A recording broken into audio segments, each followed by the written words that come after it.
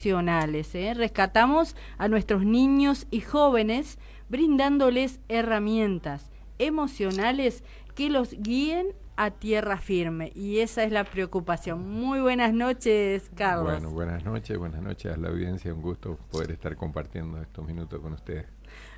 No, nosotros estamos muy agradecidos por su presencia, que realmente nos llena en cuanto a conocimiento de algo tan importante, ¿no es cierto? Sí, sí. Sí, esto que está muy en boga, ¿por qué? Porque esta situación no la hemos vivido antes, ¿no? Los nativos digitales parten desde el 94, pero después ya esa generación creció a través de la tecnología y transmitió genéticamente a sus hijos la impronta de poder manejar tecnología. Bien. ¿Desde el 94, Desde Carlos? el 94, sí. Aparece Internet y después aparecen las aplicaciones, las redes sociales y todo esto, ¿no? Pero el clic se da en más o menos en 2010, cuando aparece el smartphone. Smartphone, mi inglés no es muy bueno. Sí. Porque ese teléfono inteligente que los padres ven que le dan el teléfono al niño de un año y medio, y ya lo maneja. ¿Por qué? Porque tenía una información genética de los padres que habían utilizado tecnología. Eso es por un lado. Y los tenía entretenidos.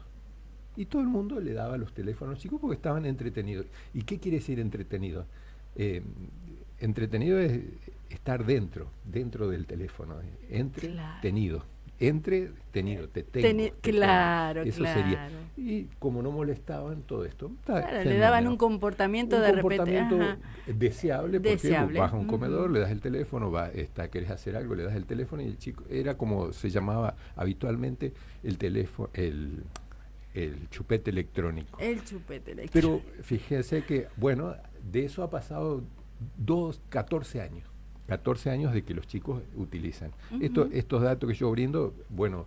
¿Lo tomás desde el comienzo de la década? Sí, 2010 en adelante. 2010 en adelante, y el tema es que ahora Estados Unidos y Inglaterra están haciendo estudios de estos niños que crecieron con esos teléfonos inteligentes, ¿no? Y bueno, ¿y qué pasa? Esos chicos de 14, 15 años, bueno, dicen que es como la generación ansiosa. ¿Por qué? Porque la tecnología, y sobre todo la pantalla, bueno, genera adicción. Y esa adicción tiene mucho que ver también, ¿por qué? Porque la inteligencia artificial está trabajando en pos de eso, en tenerlos entretenidos, dentro de la tecnología. Y esto es un negocio, Carlos, usted sí, lo sabe. Sí, eso es fantástico. La generación de deseo es el arma del poder económico. Yo te genero deseo para que vos consumas. En el amplio espectro, desde comprarte algo hasta, bueno, virtualidad, consumir virtualidad. Todo para eso, para que consumas. Para que consumas, claro, y estés dentro de esto. Por supuesto, y nunca es suficiente. Y entonces se pasó de la crianza natural de papá y mamá a la crianza artificial del teléfono. Y fíjense, pero nosotros seguimos siendo mamíferos. ¿Qué quiere decir? Seguimos siendo humanos. Y claro, los humanos necesitan ¿de qué en los primeros años? De la cercanía a la madre. A la madre. Y fíjense, el cerebro desde el nacimiento a los 5 años crece en una forma extraordinaria. Crece el 90%. Después entra en una meseta y lo último que le falta al cerebro en crecer lo hace en la adolescencia hasta los 20 años. Y bueno, en esa completud del cerebro en la adolescencia, el chico está consumiendo virtualidad y eso lo genera ansioso.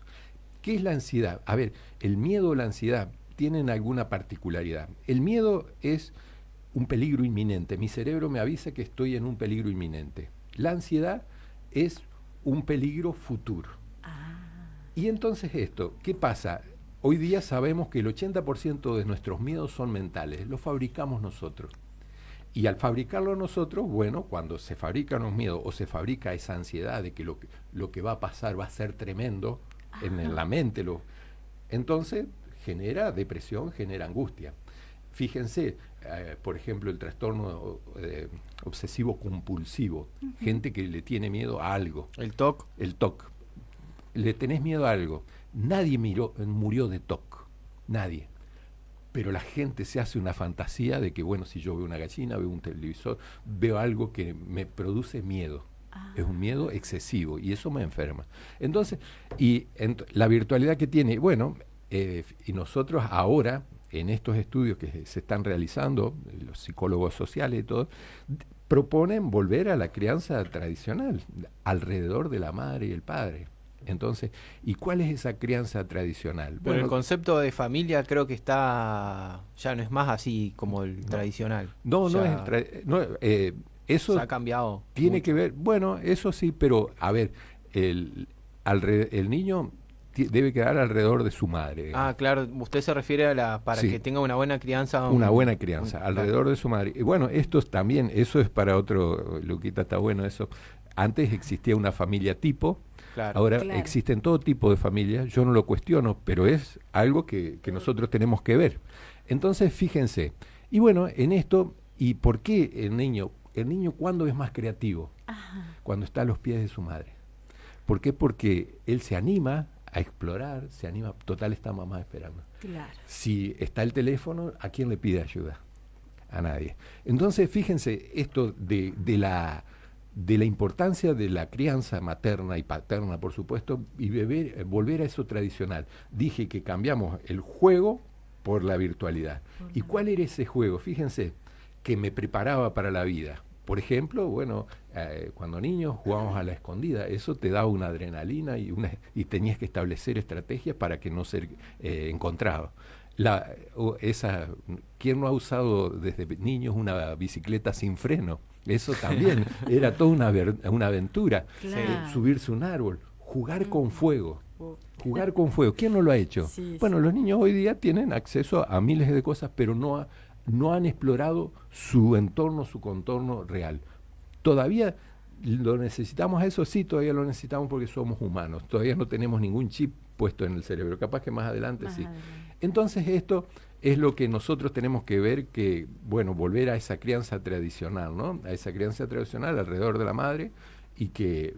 ¿Por qué? Porque el chico adquiere toda esa autonomía, adquiere el tema de la confianza, adquiere el tema de la autoestima, se siente querido. Entonces llega a la adolescencia un chico de 13, 14 años y quiere agradar. Y por eso del agrado, el tema del agrado tiene que ver con cómo nosotros establecemos esto, ¿no? Los chicos suben fotos, ¿para qué? Para recibir like, para ser reconocidos, y a veces estamos haciendo lo imposible para ser reconocidos por personas que no conocemos.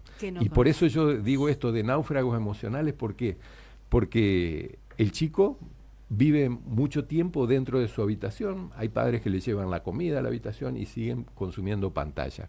Y bueno, eso da, a veces nosotros cuando se nos complican las cosas, le ponemos nombre de síndrome. Es el síndrome del pensamiento acelerado. Y entonces, ¿qué es el síndrome del pensamiento acelerado? El exceso de pantalla, el exceso de consumo, ¿no? Y este exceso también por un culto a la estética. Esto también, y sobre todo esto se dan las niñas. Las niñas, bueno, a veces sienten como envidia de las personas que tienen una bonita cara, un bonito cuerpo y todo esto, ¿no? Y no se quieren a sí mismos. Entonces, fíjense, la emocionalidad juega un papel importante, pero lo estamos jugando como por un desconocido. A veces me dice, Carlito, vi tal cosa en las redes. Bueno, yo digo siempre, lo virtual no es lo real. Lo virtual no es lo real. Lo que realmente nosotros tenemos y debemos valorar es lo humano, el cara a cara. Y esto, bueno, los países ya avanzados han visto. Y entonces están proponiendo estos psicólogos sociales que el chico, mientras está al cuidado de sus padres, su madre, no necesita tecnología. Después, a partir de los 10 años, cuando empieza a salir, bueno, un móvil para estar comunicado con las personas y recién a los 16 años, redes sociales.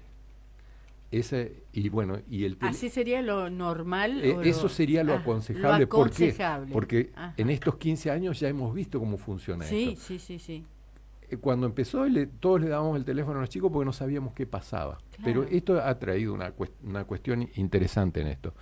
Y bueno, y actualmente, por ejemplo, el tema de las apuestas virtuales, ¿no? Y bueno, ahí está, fíjate, apostar Sí. no es jugar. Apostar no es jugar. Recién lo escucho, pero bueno. Sí, es eso. Porque dice, no, estoy jugando. No, estás apostando. Y apostar no es jugar.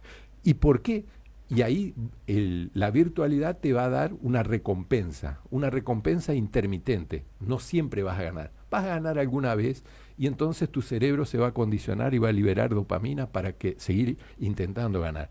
Y si el chico no tiene fondos, se los va a hacer de algún lado. Entonces por eso también es muy interesante hablar con los adolescentes y así establecer esa confianza, ¿no? Y explicar cómo funciona esto. Como decía Lucas, esto de la generación de deseo, bueno, es en beneficio de los que lo proveen, ¿no? Esto, bueno, yo siempre cuento esto para que sea más gráfico. Creo que capaz que lo he dicho, pero lo vuelvo a repetir en esto de la generación de deseo.